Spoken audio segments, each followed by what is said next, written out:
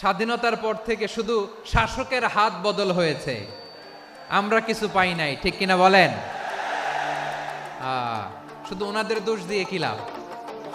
একদল খাইছে, আরেক দল খাওয়ার জন্য রেডি হয়ে আছে। কোরআন থেকে প্রেসক্রিপশন না নিলে সমাজ সুন্দর হবে না। কোরআনের প্রেসক্রিপশন না মানলে রাষ্ট্র সুন্দর হবে না। কোরআনের প্রেসক্রিপশন অ্যাপ্লাই না করলে শুধু দুর্নীতি দমন কমিশন দিয়ে দুর্নীতি বন্ধ করা যাবে না। এজন্য কোরআনের আইন আমরা চাই কি চাই না? ইউনূস গভর্নমেন্টকে আমি বলবো, অল্প সময়ের জন্য আপনারা এসেছেন, সংস্কারও করতে হবে, আবার নির্বাচনও করতে হবে। সব সংস্কার হতে করতে পারবেন না, যতটুকু পারবেন এর মধ্যে আমাদের যে হিউজ ম্যান পাওয়ার, আমাদের যে মানব সম্পদ, হিউম্যান রিসোর্স, এটাকে ডেভেলপ করে আপনাদের যেতে হবে। বাংলাদেশের আসল পরিচয় কি? সবাই বলে না। বাংলাদেশের আসল পরিচয় কি? এই ইসলাম দিয়ে আমরা সংসদ ভবন সাজাবো, রাজি আছি না নাই? শেকড় ভুলে যাওয়া যাবে না। আমরা ধাপে ধাপে শারিয়া আইনের দিকে যাব ইনশাআল্লাহ, কিন্তু জঙ্গিবাদ দিয়ে নয়, কট্টরপন্থা দিয়ে নয়। আমরা ইন্টেলেকচুয়ালি, গ্রাজুয়ালি, ধাপে ধাপে শারিয়া আইনের দিকে মুভ করব ইনশাআল্লাহ। বলো লিল্লাহি তাকবীর। এদেশের আসল পরিচয় সবাই বলে না, আওয়াজ করে, এদেশের আসল পরিচয়। চট্টগ্রাম ফেনীতে যারা গিয়েছেন, মেঘনা গুমতি ব্রিজ প্রকল্প নাম শুনছেন? মেঘনা একটা ব্রিজ পার হওয়া লাগে। এই মেঘনা গুমতি, এখানে 3টা ব্রিজ, কাশপুর সহ এই 3টা ব্রিজের নির্মাণ কাজ, রেনোভেশনের কাজ দেয়া হয়েছিল জাপানের একটা কোম্পানিকে। কাকে? জাপানের কোম্পানির নির্মাণ শেষে 738 কোটি টাকা বেঁচে গেছিল, এটা গভর্নমেন্টের হাতে দিয়ে তারা বিদায় নিয়েছে। কত টাকা? 738 কোটি টাকা। যত প্রাক্কলিত ব্যয় নির্ধারণ করা হয়েছে, সব টাকা সরকার, তৎকালীন সরকার, 2019-এর সরকার, কারা ছিল তো জানেন? এই 2019-এর সরকার তাদেরকে দিয়েছে। 2019-এর সরকার তাদেরকে দিয়েছে নির্মাণ শেষে, তারা রিনোভেশন নির্মাণ শেষে কোটি টাকা, 738 কোটি টাকা আবার গভর্নমেন্টের হাতে বুঝায়, এটা আবার গভর্নমেন্টের হাতে বুঝায় দিয়ে তারা। আমরা কেন এমন হইতে পারলাম? আমরা কেন এমন হইতে পারলাম? জাপানের ওরাও মানুষ, আমরাও মানুষ, তার মানে মানুষে মানুষে পার্থক্য আছে না নাই?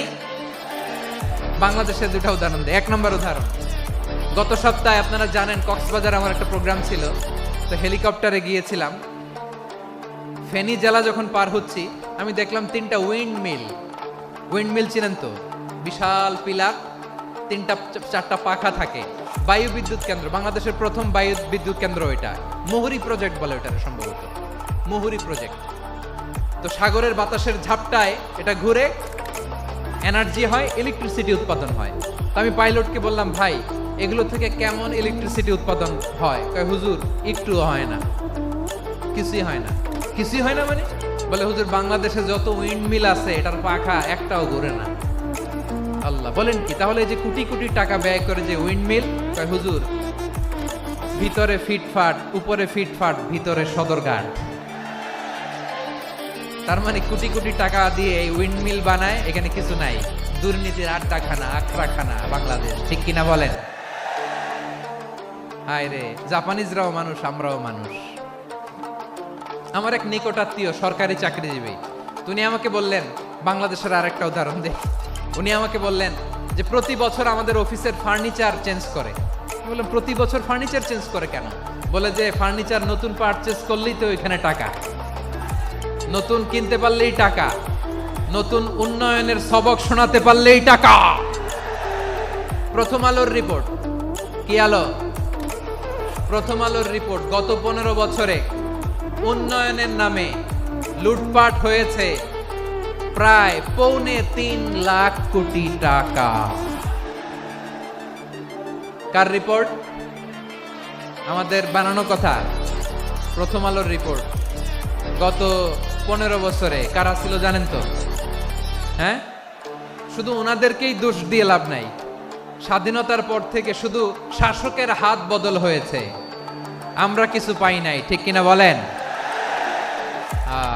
শুধু ওনাদের দোষ দিয়ে কি লাভ?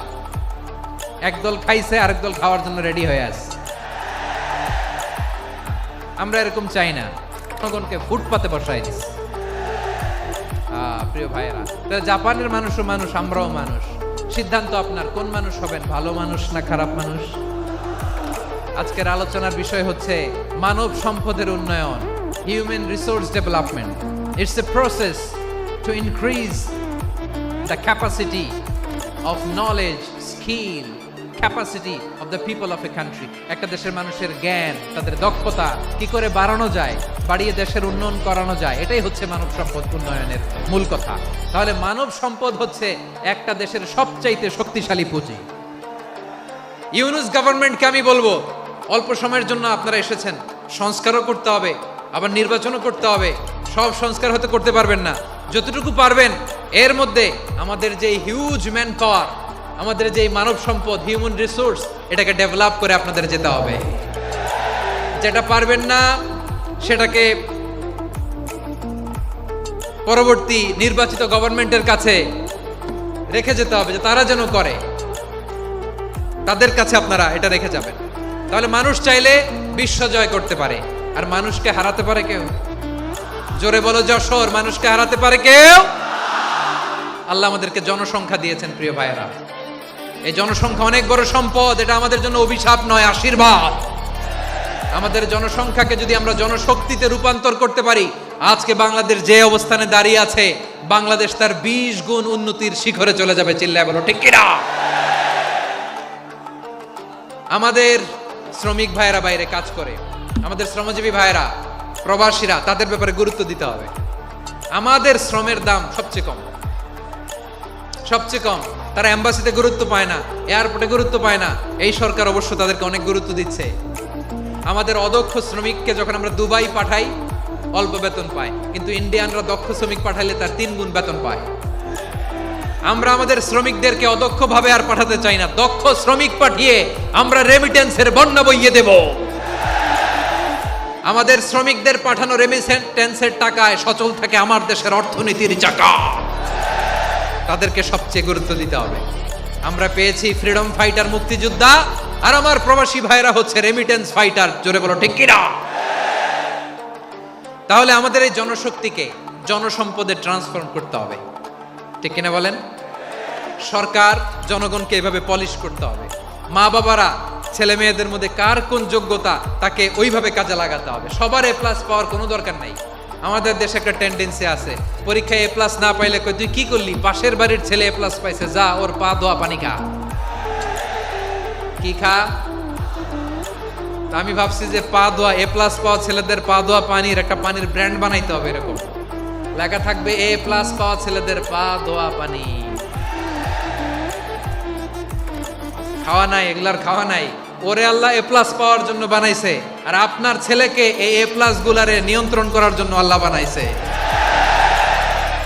ওকে দিয়ে আল্লাহ কি করবে আপনি জানেনই না। একটা এ প্লাস, একটা এ গ্রেড একটা মানুষের জীবনকে ঠিক করে দিতে পারে না। আপনার ছেলেকে আল্লাহ অন্যদিকে যোগ্যতা দিয়েছে। ওদের মনোবল ভাঙবেন না, খবরদার, খবরদার। ছেলে মেয়েদের মনোবল ভাঙবেন না। যাকে দিয়ে যেটা হবে তাকে দিয়ে সেটা করতে হবে, তার প্রতিভাকে সেভাবে কাজে লাগাতে হবে। তাহলে বাংলাদেশ, আমাদের এই জনসংখ্যা জনসম্পদে রূপান্তরিত হবে। আমাদের সরকারের তত্ত্বাবধানে আমাদের 18 কোটি জনগণ দক্ষ জনশক্তিতে রূপান্তরিত হোক, আমরা চাই কি চাই না? আমরা ভালো মানুষ, শ্রেষ্ঠ মানুষ হতে চাই কি চাই না? ওই জাপানিজদের মতো সৎ, ওই ইউরোপিয়ানদের মতো কালচার্ড। আমাদেরকে আল্লাহ তাআলা কোরআন সুন্নাহ অনেক কিছু দিয়েছেন। যেহেতু বর্তমানে আমরা দেখছি তারা সৎ, তাদের মধ্যে ভ্যালিউ আছে, সেগুলো আমাদের মধ্যে আনার দরকার আছে না নাই? আর ইসলাম দিয়ে আমাদের জীবনকে সাজাতে হবে, ইসলাম দিয়ে আমার পরিবারকে সাজাতে হবে। ইসলাম থেকে, কোরআন থেকে প্রেসক্রিপশন না নিলে জীবন সুন্দর হবে না। কোরআন থেকে প্রেসক্রিপশন না নিলে সমাজ সুন্দর হবে না। কোরআনের প্রেসক্রিপশন না মানলে রাষ্ট্র সুন্দর হবে না। কোরআনের প্রেসক্রিপশন অ্যাপ্লাই না করলে শুধু দুর্নীতি দমন কমিশন দিয়ে দুর্নীতি বন্ধ করা যাবে না। এজন্য কোরআনের আইন আমরা চাই কি চাই না? প্রিয় ভাইয়েরা, হিউম্যান রিসোর্স ডেভেলপমেন্ট, মানব সম্পদের উন্নয়ন, আমাদের সরকার যেন এদিকে নজর দেয়। আমরা যেন এই ব্যাপারে যত্নবান হয়ে উঠি। যাকে আল্লাহ যে যোগ্যতা দিয়েছে, এই যোগ্যতা দিয়ে আমরা যেন ইসলামের জন্য, দেশের জন্য কাজ করি। আমরা যেন আমাদের স্কিল ডেভেলপ করি, আমাদের পটেনশিয়ালকে ডেভেলপ করি। মোরালিটি, ভ্যালিউজ নিয়ে শায়েখ আহমদুল্লাহ আলোচনা করেছেন, এগুলো দিয়ে যেন আমরা আমাদেরকে সাজাই। আল্লাহ তাআলা আমাদের দেশকে তুমি নিরাপদ করো, আমরা পড়ি আমিন। আল্লাহ আমার 18 কোটি জনগণকে তুমি জনশক্তিতে রূপান্তরিত করো, আমিন। আল্লাহ আমরা হাতে হাত রেখে কাঁধে কাঁধ মিলিয়ে ভাইয়ে ভাইয়ে যেন এই দেশকে গড়তে পারি, আল্লাহ তুমি তৌফিক দান করো, আমরা পড়ি আমিন। আমার প্রিয় মহিউদ্দিন ভাই বলেছেন, হুজুর এমন একটা ঘোষণাপত্র দিয়ে যাবেন আজকের এই ঐতিহাসিক যশোরের প্রোগ্রামে, যেটা গোটা বাংলাদেশে মানুষ এটার উপর আমল করে। আমি যে কথাটা বলেছি এটাই, আসুন আমরা আমাদের জনসংখ্যাকে জনসম্পদে ট্রান্সফর্ম করি, আমাদের জনসংখ্যাকে আমরা যেন জনশক্তিতে রূপান্তরিত করি, জনসংখ্যাকে ট্রান্সফর্ম করে জনশক্তি দিয়ে আমরা যেন আগামীর বাংলাদেশ, স্বাধীন বাংলাদেশ 2.0 গড়ে তুলি। আল্লাহ তাআলা আমাদের সবাইকে কথাগুলো বোঝার, আমল করার তৌফিক দান করুন। এই জেনজি, ক্ষমা করে দিও আমাকে, অনেক দমক দিছি, বকা দিছি।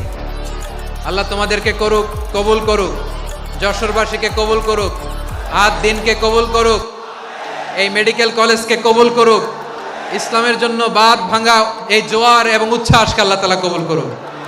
হাযা মা ইনদি ওয়াল ইলমু ইনদাল্লাহ আলাইহি তাওয়াক্কালতু ওয়া ইলাইহি উনীব। সুবহানাকাল্লাহুম্মা ওয়া বিহামদিকা।